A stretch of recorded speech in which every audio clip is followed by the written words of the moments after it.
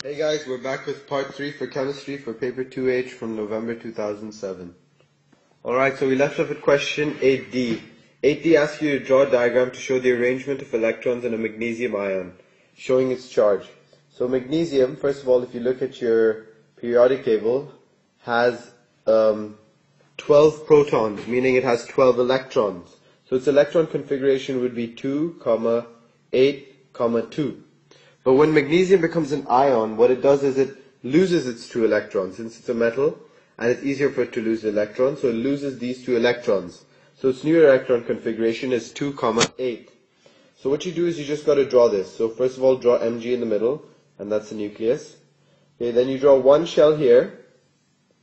Since it has 2 shells, 1 and 2, you draw another shell here, and then you fill in the electrons. So in the first shell, you have 2 electrons, and in the second shell, you have 1, 2, 3, 4, 5, 6, 7, 8. Now, since it's lost 2 electrons, it has 2 more protons than electrons, correct? That means it has a 2 plus charge. So 2 plus. And since this whole ion has a 2 plus charge, you put the brackets around it and you write the 2 plus over there. And that is your drawing.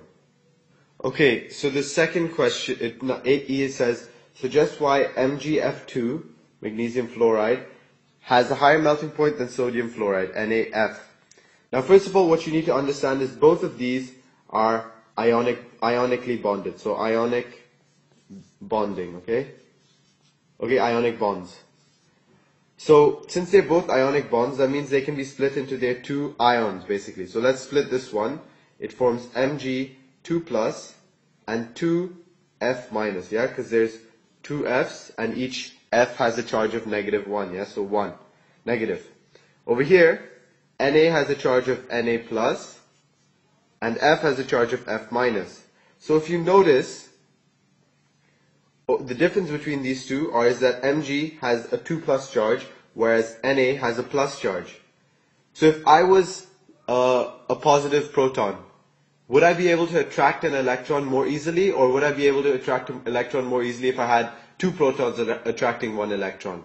Obviously, it would be more easy if you had 2 protons, because then the attraction is more. So all you got to say is that MgF2 has a higher melting point because the Mg ion has a higher charge than the Na ion. So that means that there's stronger attractions between the ions, and therefore there's a stronger ionic bond. So more energy will be required to break the bonds. Alright, so question 9a. They tell you the equation of a reaction, N2 plus 3H2 gives 2NH3.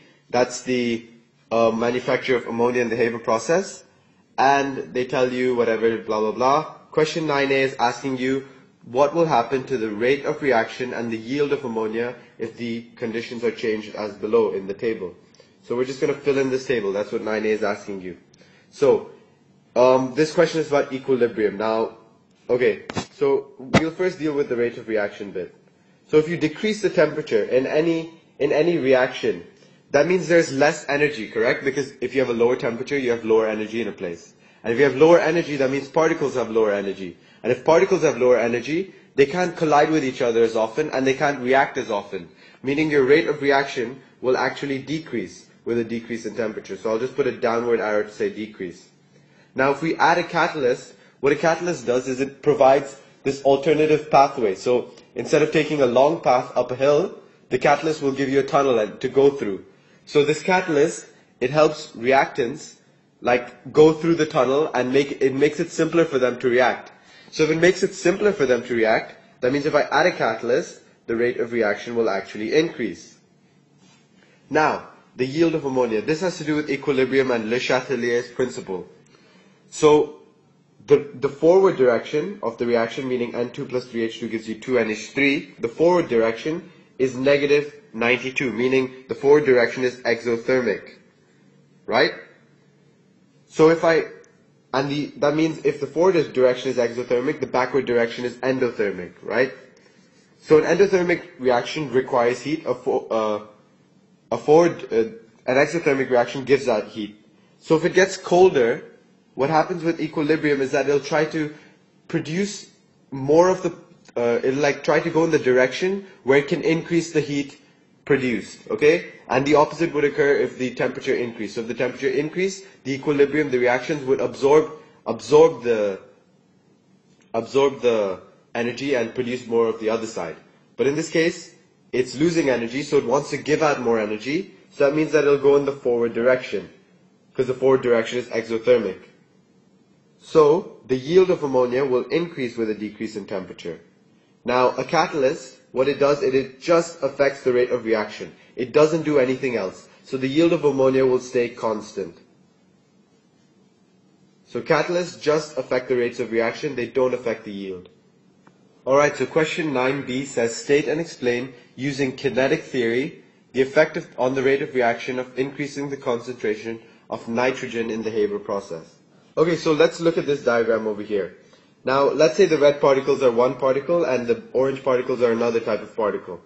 Now, this is my given volume, and let's say I add more of the red particle, right?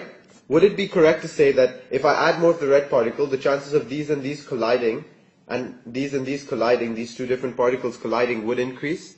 Yeah, obviously it would increase because now there are more particles in a given volume. So in this case, if we increase the concentration of nitrogen, that means the rate of reaction will increase, right? And the reason for this is that we have more particles in a given volume. Yeah, because concentration is particles in a given volume. So if we have more particles in a given volume, that means that we'll have more frequent plus successful collisions.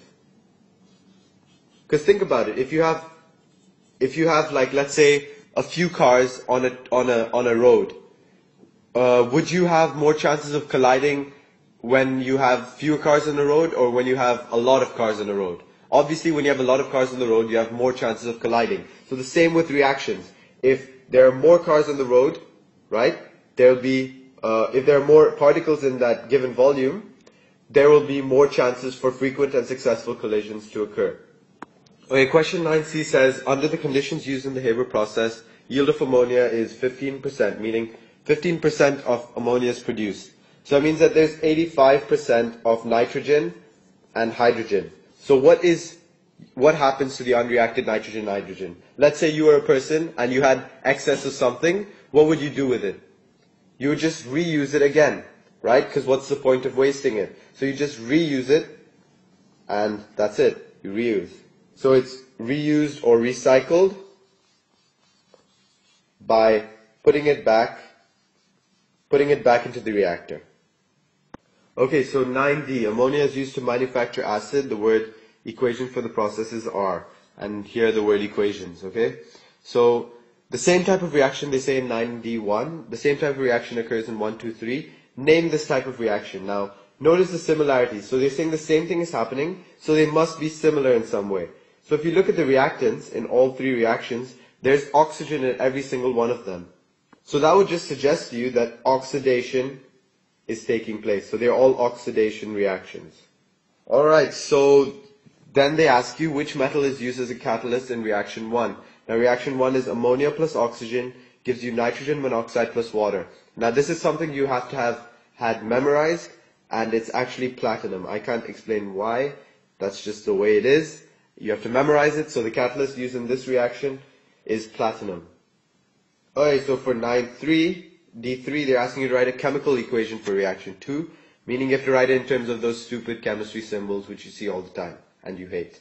So nitrogen monoxide. Monoxide, mono means one, right? So that means that N and one oxygen, so O, plus oxygen, oxygen always exists as O2, gives nitrogen dioxide. Now the di means two. So there's two oxygens in nitrogen. So NO2. Now that's not it yet, because you have to balance and do all of that boring stuff. So you have to have the same number of oxygen and nitrogen on either side. So all you have to do is put a 2 here and a 2 here. So you'll have 2 nitrogen on either side and you'll have 4 oxygen on either side. Balancing is just practicing, or you'll get better at it. Just practice. 9e says that an important fertilizer is made by reacting ammonia with nitric acid. Give the formula for this fertilizer. So just write out this equation and then you'll figure out the fertilizer. So ammonia plus nitric acid, HNO3. Now think about this. This is just basically a reaction must take place, because they're saying that when you react ammonia with nitric acid, you'll get your fertilizer. So one of the ways actually in which one of the things that would occur would just be that this all just combines together and would give you NH4NO3. And that is your fertilizer. So this is the equation of your fertilizer, because this all just combines together to produce the fertilizer. Okay, so name other elements other than nitrogen that an NPK fertilizer must contain. So NPK actually stands for nitrogen, yeah, and the other two, I hope you can guess, basically they're their symbols in the periodic table, phosphorus or potassium. So the other two elements that should exist are phosphorus and potassium, and you can actually just get it from the name of the fertilizer, so NPK. Okay, so question 10a is asking you what color calcium compounds give when put through a flame test, okay? So calcium compounds usually, what you're doing is you're testing the ion, and so in this case the calcium ion is Ca2+. So when you put calcium compounds in a flame test, what happens is you'll get a brick red flame. And again, this is memorization. I hate it as well, but sadly you have to do it because it's chemistry.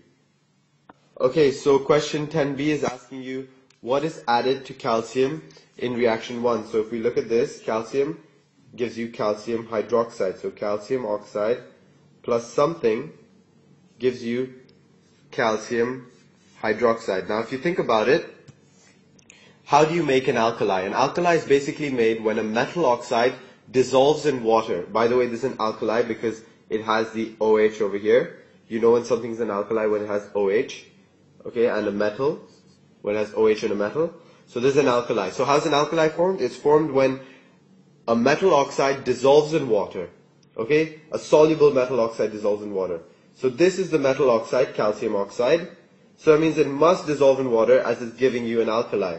So that means that this is just added to water. So calcium oxide is just added to water. Alright, so it says this, it gives you this chemical equation of reaction 2, and it says a 14.8 gram sample of calcium hydroxide is neutralized by solution of nitric acid of concentration 1.6 mole per dm cubed. Next is asking you to C1, it's asking you to calculate the relative formula mass of calcium hydroxide and the amount in moles of calcium hydroxide in the 14.8 gram sample. So the relative formula mass or molar mass is just equal to all of the atoms, all the masses of the atoms in the compound added together. So all the masses of the atoms are available in the periodic table. So we have to find the relative formula mass of calcium hydroxide. So this thing over here. So if you look, the relative formula mass should be 2 times the mass of Ca, correct? Plus 2, since it's OH 2, that means there's O2 and H2. That means there's 2 atoms of O and 2 atoms of H. So that means that it's 2 times O plus 2 times the mass of hydrogen. So if you refer to your periodic table, that'll just be 2 times 40 plus 2 times 16 plus 2 times 1. And that's just 80 plus 32 plus 2. So 80 plus 32 is 112. 112 plus 2 is 114. Oh, sorry, I made a massive mistake here. There's only one calcium atom, so that means it's just 40. So the mass of calcium plus 2 times the mass of oxygen plus 2 times the mass of hydrogen. So it's 40 plus 32, which is plus 2, which is 74.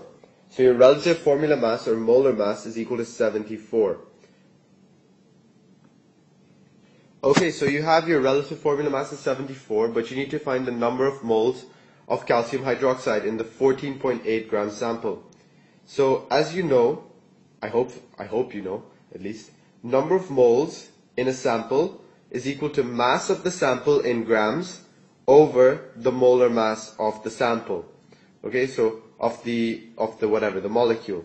So all you have to do is just take the mass, which is 14.8 grams as they've given you, divided by the molar mass, which is 74, and that'll be your number of moles. And in this case, it is 0.2, and you give the symbol mol, MOL.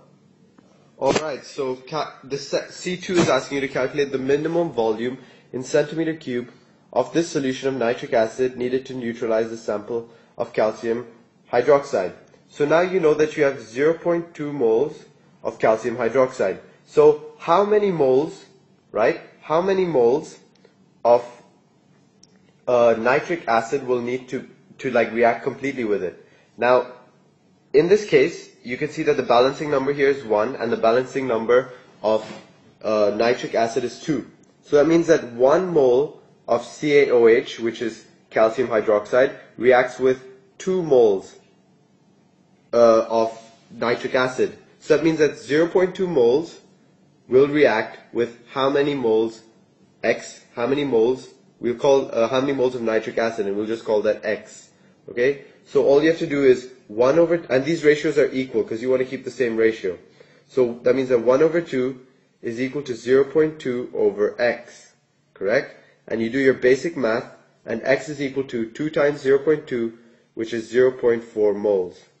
So 0.4 moles of nitric acid will react completely with 0.2 moles of calcium hydroxide. But what you need is the volume, correct? You need the volume of nitric acid.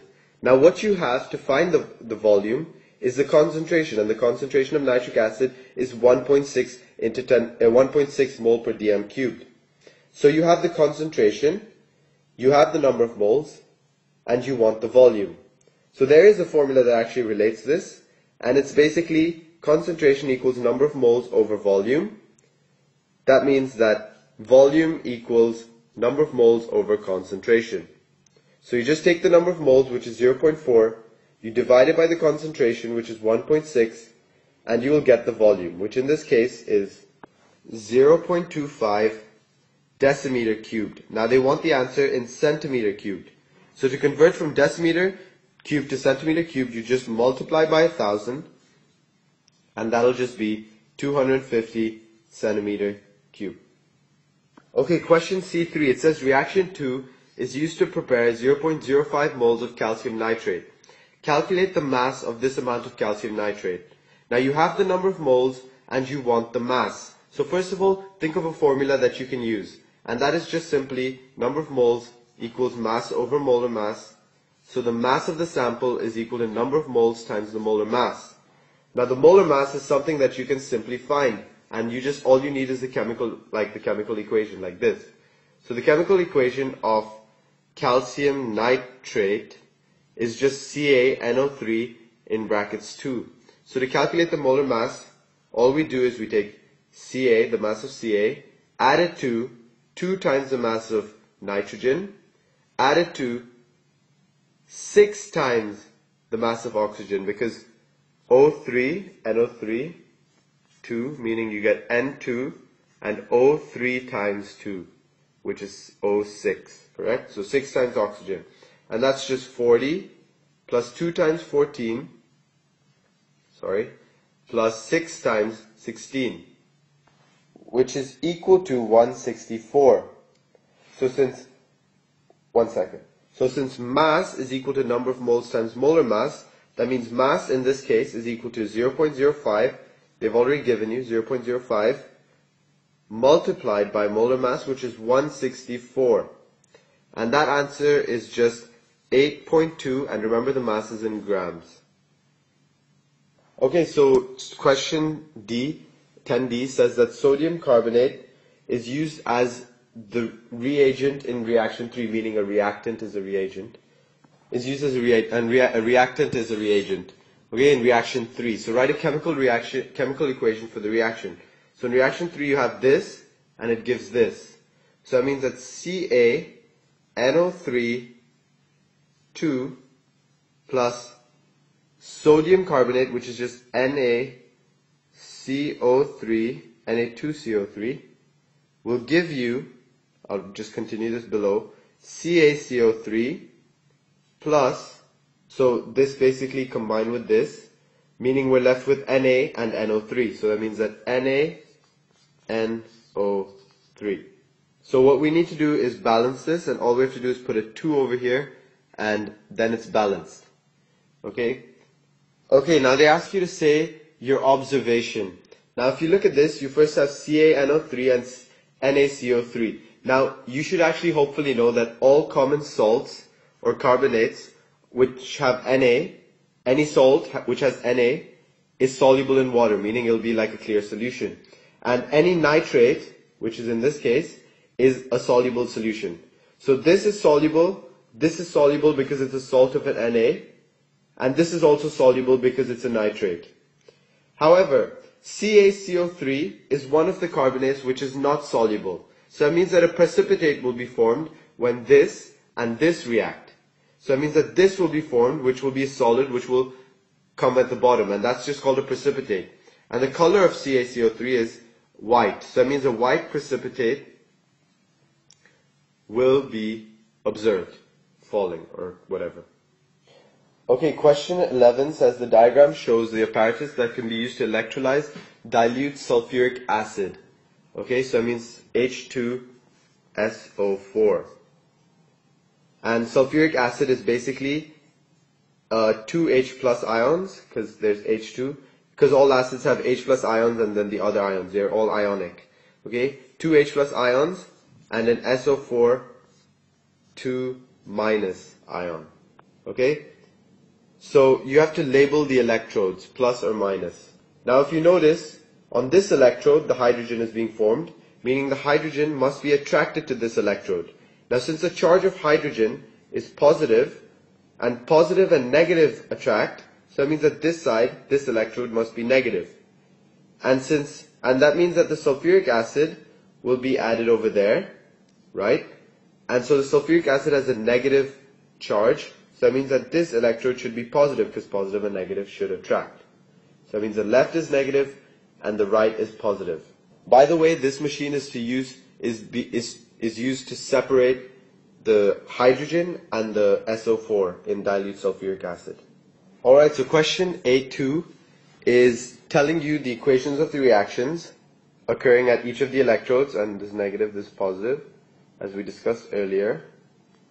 And so in A2 they're asking you to give the formula of the species being reduced. Give a reason for your choice. Now I want you to remember this one thing. Oil rig. Now you might be confused as to why I said oil rig. Basically what this oil rig stands for is oxidation is loss, reduction is gain. Okay? So oxidation is loss. What loss? Loss of electrons. That's what it means. So when something is being oxidized, it's losing electrons. When something is being reduced, it's gaining electrons. Okay? So in this case, you're asking to find the formula of the species being reduced. Being reduced means it should be gaining electrons. And the only one that's gaining electrons in this case is hydrogen, because it's being added to 2 E electrons. E minus is just electrons, and it's forming H2. So from a positive, it's gaining its electrons back, and it's forming an atom again. So that means that hydrogen is being reduced. Hydrogen ions are being reduced. Now you have to give a reason why. The reason is simply because it's gaining electrons to form an atom. Oh, I made a mistake earlier. By the way, the splitting is actually the splitting of water that's occurring. So H plus and OH minus are being split. So in this case, the H plus will go towards this electrode and the OH minus will go towards that electrode. Alright, so question C2 is saying the volume of hydrogen collected is shown on the diagram, and so that much is collected. As you know, like this slowly decreases this level of water as more hydrogen is collected, right? And they're asking you to draw another line on the diagram because the oxygen is being collected here because of this equation. Draw another line on the diagram to show the volume of oxygen collected after the same length of time. Now, first of all, I'm going to draw the line, and the line will be somewhere here. Actually, it'll be like, okay, so let's say this is the distance, so it'll be halfway there. Now, why is that? Okay, so that's a bit messy, but you have to explain why it is. And you have to refer to these two equations. Now, the reason that is first of all, I'm going to convert this equation so that it's in the same form as this one. So that there are two of the original amounts, the two of the original molecules we started with. So if I convert that, it'll become 2OH minus gives H2O plus half O2 plus 2 electrons, yeah? And over there it'll stay the same. So in this case, what's happening is with the same 2OH and the same 2H plus and the same electrons, 2 electrons and 2 electrons, I'm producing twice as much H2 as compared to O2. So that means that in the same amount of time, twice as much of H2, there's twice as much H2 compared to O2. So there's 2 H2s compared to 1 O2 molecule, because it's 1 to a half, so it's just 2 to 1. Okay? So to explain, I'm going to recite this. When you have the same number of electrons in both equations 1 and 2, the same amount of electrons, 2 moles of hydrogen are being produced compared to 1 mole of oxygen being produced in the other equation. So that means that half the oxygen will be produced in the same time compared to the hydrogen. So the line will be halfway compared to the hydrogen line. So that's it. Okay, so in question 11b1, they're saying that in one experiment the amount of charge passed was 0.4 Faraday. Okay, and they're asking you to calculate the number of moles of hydrogen gas formed. Now before you do this, you need to know that 1 Faraday is actually equal to 1 mole of electrons. So if we look at equation 1 over here, because that's a hydrogen equation, 2 Faraday, basically 2 moles of electrons are reacting with 1 mole of H2. So that means that 0.4 Faraday or 0.4 moles of electrons will form how many moles of H2? X moles of H2. Okay, so that's just putting in algebraic terms, it becomes 2 over 1 equals 0.4 over X. Okay, and X is equal to 0.4 divided by 2, which is 0.2 moles. So that means that 0.2 moles of hydrogen are formed, because 0.4 Faraday just suggests that you're using, instead of 2 moles of electrons as in this example, you're using 0.4 moles of electrons. Alright, so they ask you to calculate the volume and dm cubed of this amount of hydrogen gas at room temperature and pressure. You have the number of moles of hydrogen gas, which is 0.2 moles. Okay, and they're telling you the molar volume of any gas is at room temperature and pressure is 24 dm cubed.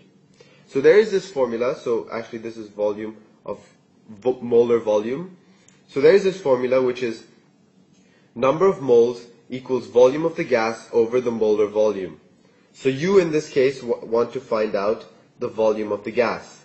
Okay? So all you have to do is rearrange this and you're going to get V equals N times molar volume, N being the number of moles. So that means that V is equal to 0.2 multiplied by Vm, which is 24, and what you're going to get is volume in dm cubed, because this is 24 dm cubed. So 0.2 times 24, which is 4.8 dm cubed. Alright, so they're saying in the second experiment, the amount of charge passed was 0.8 Faraday, meaning 0.8 moles of electrons were used. So you're going to calculate the amount in moles of oxygen formed. So you're going to have to refer to these equations again. So over here, 0.8 moles of electrons were formed. So in normal cases, 4 moles of electrons will form 1 mole of oxygen. So 0.8 moles of electrons, or 0.8 Faraday, will give me X moles of oxygen. So all you got to do is again, 4 over 1 gives you 0.8 over X. And so X equals 0.8 divided by 4, which is again 0.2 moles of oxygen. So in question C2, they're asking you to calculate the mass in grams of oxygen formed. So you want to find the mass, okay? And you can also, so you got to think of some equation that relates number of moles and mass, and that equation is just something we've dealt with a bit, which is N equals mass over molar mass. Now, the molar mass is simply, we can just find it out because we have the equation of oxygen, and the equation of oxygen is O2, okay? And remember, it's O2, it's not O, okay? Not just O, it's O2, because oxygen always exists as O2. So we just have to rearrange this to give m, or the mass in grams of oxygen, as a subject. So m equals n times m, capital M, molar mass. So mass equals 0.2 moles, which we calculated previously, times the molar mass of oxygen. Now the molar mass of oxygen is just equal to 2 times the mass of O, because there are 2 particles of oxygen. So 2 times the mass of O, which is just 2 times 16, which is equal to 32. So 0.2 multiplied by 32, which is just 6.4 grams. So 6.4 grams of oxygen are formed. Okay, we're finally done with this paper. So sorry this video has been pretty long. I just had to finish it. Please comment if you have any questions, rate and subscribe to my channel as well. This is our first chemistry video. It was a bit challenging. Hopefully I'll get better. I think I did get a bit better, but I don't want to be cocky about it. Anyway, thanks a lot and see you on the next video.